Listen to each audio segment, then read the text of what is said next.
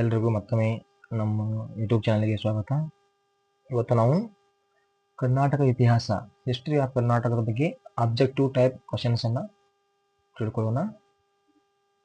ಈ ರೀತಿಯ ಕ್ವಶನ್ಸ್ಗಳು ಎಲ್ಲ ಸ್ಪರ್ಧಾತ್ಮಕ ಪರೀಕ್ಷೆಗಳಿಗೆ ತುಂಬ ಅನುಕೂಲಕರವಾಗಿರುತ್ತೆ. ಯಾಕೆ ಇವು ನಾನು ಕೆ ಸದಾಶಿವರು ಬರೆದಕ್ಕಂಥ ಕರ್ನಾಟಕದ ಇತಿಹಾಸದ ಒಂದು ಪುಸ್ತಕದಿಂದ ಆಯ್ದು ನಿಮಗೆ ಈ ಮೂಲಕ ಇಂಟ್ರೊಡ್ಯೂಸ್ ಮಾಡ್ತಾ ಇದ್ದೀನಿ. Okay,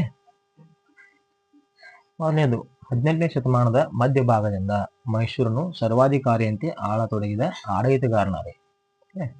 which ruler started to rule Mysore as a despot from the middle of the 18th century.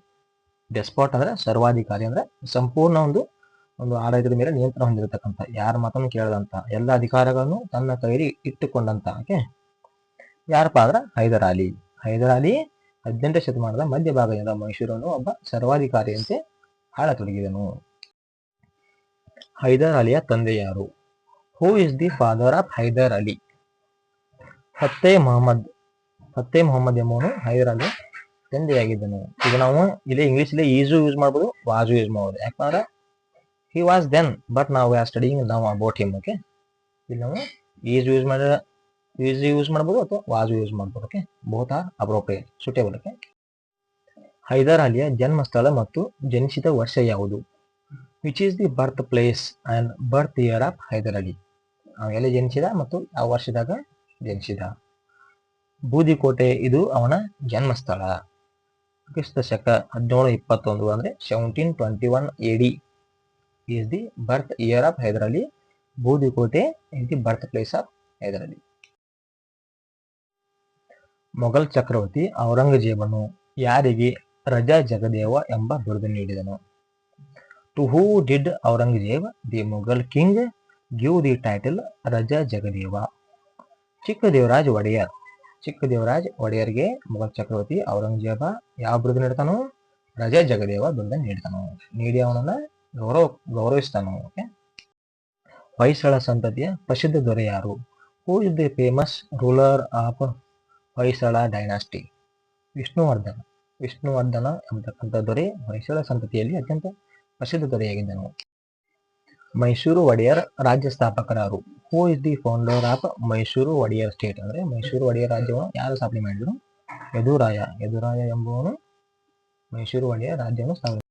Mysuru ರಾಜ್ಯದಲ್ಲಿ ಪ್ರಥಮ ಬಾರಿಗೆ ಅಂಚೆ ವ್ಯವಸ್ಥೆಯನ್ನು ಜಾರಿ ತಂದವರು ಯಾರು? Who did for the first time introduced postal service in Mysuru state? Chikkadevaraja ಒಡೆಯರು ಮೊಟ್ಟ ಮೊದಲ ಬಾರಿಗೆ ಮೈಸೂರಿನಲ್ಲಿ ಅಂಚೆ ವ್ಯವಸ್ಥೆಯನ್ನು ಜಾರಿ ತಂದರು.